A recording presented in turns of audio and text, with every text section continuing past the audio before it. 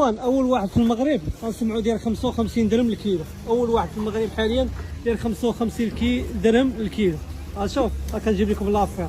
هو 55 درهم حقيقيه. 55 درهم. عندك يجيو عندك تقول لهم لا حقا الساله ديال ها اللي غيجي يجي معاه. تشوف عندك يجي اللي غيجي يجي معاه. ما كايناش لا الساله ديال 55 بقى ديال 55. تحدى شي واحد في المغرب يجيب لكم الثمن قريعه. شوف كاين صحاب الحوايج هو مدرسه سميتها حجاج، متكي على حجاج، مدرسه ديال حجاج الصور.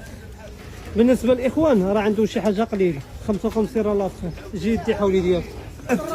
راه ما بقيناش كنبيعوا الحوايج. ها هو السوق السوق راه كامل سد. راه كنلقاو حواله كاينه حواله زعما خوش. غنخليكم النمره ديال هذا السيد يخاصو شي حاجه راه كاين قريعه يخاصو شي حاجه مرحبا بها. خليكم النمره ديالو.